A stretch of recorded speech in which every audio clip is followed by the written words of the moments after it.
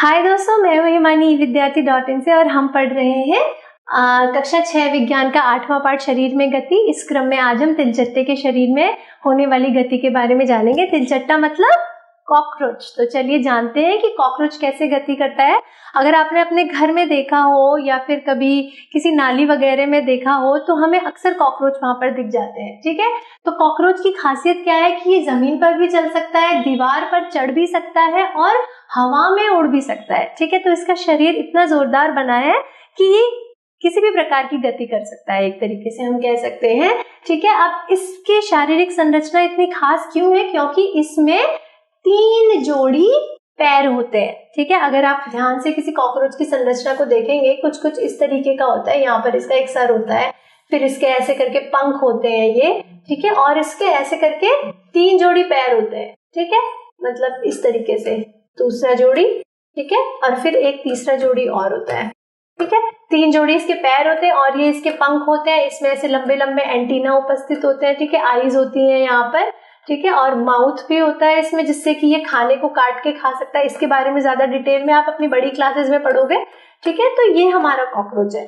ठीक है, तो अब इसमें क्या होता है कि इसके जो 3 जोड़ी पैर हैं ये इसके चलने में सहायता करते हैं। तो कॉकरोच में गति कैसे होती है? अभी तक हम जिन जीवों के बारे में पढ़ रहे थे उनके शरीर में देखिए, सबसे पहले केंचुआ पढ़ा तो उसके शरीर में कोई पैर वगैरह नहीं थे और वो अपनी शरीर की पेशियों के द्वारा ही गति करता था। फिर हम थोड़ा एक लेवल ऊपर बढ़े, हमने स्नेल के बारे में पढ़ा या घोंगे के बारे में पढ़ा। तो घोंगे में हमें एक मांसल पाद मिला था जिसकी मदद से वो गति करता है। अब हम कॉकरोच में आए हैं, तो कॉकरोच में ऐसे विभिन्न संधियों वाले 3 जोड़ी पैर होते हैं। ठीक है, और इन पैरों की मदद से ये गति करता है और इसका जो शरीर है वो एक कठोर बाह्य कंकाल के द्वारा ढका रहता है। इसीलिए आप देखते हो कि कितनी भी गर्मी हो वहां भी कॉकरोच जिंदा रह सकता है, कितनी भी सर्दी हो वहां भी कॉकरोच जिंदा रह सकता है, क्योंकि इसके शरीर का जो कवच है वो बहुत ज्यादा कठोर होता है और इसकी सुरक्षा करता है कैसे भी मौसम में। ठीक है, उसके बाद अब कैसे ये गति करता है? इसका जो बाह्य कंकाल है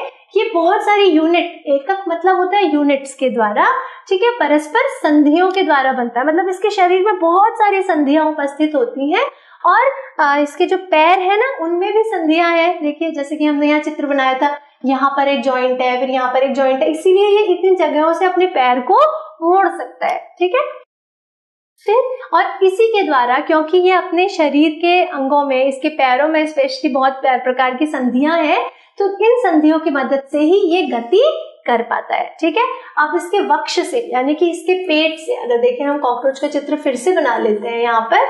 ठीक है, ये इसके एंटीना है और इसके वक्ष से ना 2 जोड़ी इस तरीके के पंख निकले रहते हैं। ठीक है, और ये नीचे इसका शरीर है, यहाँ इसके ऐसे ऐसे करके पैर होंगे। ठीक है, थोड़ा थोड़ा कुछ कुछ इस तरीके का, और यहाँ पर अस्थियां हैं, मतलब संधियां हैं। तो अब क्या होगा कि इसके वक्ष से 2 जोड़ी देखिए पंख भी जुड़े हैं और ये पंख जो है इसको उड़ने में मदद करते हैं। इसके आगे के जो पैर होते हैं ये संकरे होते हैं और पिछले पैर चौड़े और बहुत पतले होते हैं। इनमें ऐसे बहुत सारे ऐसे रोएदार संरचना होती है जो इसको चलने में और ग्रिप बनाने में या किसी चीज पे मजबूत पकड़ बनाने में मदद करती है। ठीक है, तो इसके वक्ष में 2 जोड़ी पंख हैं और अगले पैर जो है वो संकरे हैं। ठीक है, और पिछले पैर चौड़े और बहुत ज्यादा पतले होते हैं।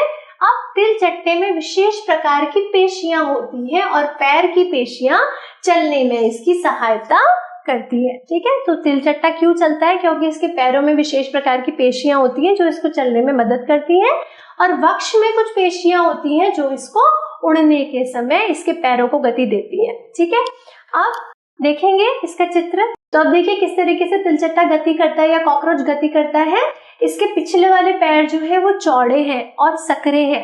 ठीक है, देखिए चौड़े चौड़े लग रहे हैं ना, और अगले वाले पैर जो है वो बहुत ज्यादा पतले हैं। तो इनकी मदद से और इनमें पाई जाने वाली पेशियों की मदद से गति करता है। वक्षस्थल की जो पेशियां होती है वो उड़ते समय इसके पैरों को गति देती हैं। तो इस तरीके से कॉकरोच गति करता है या तिलचट्टा गति करता है।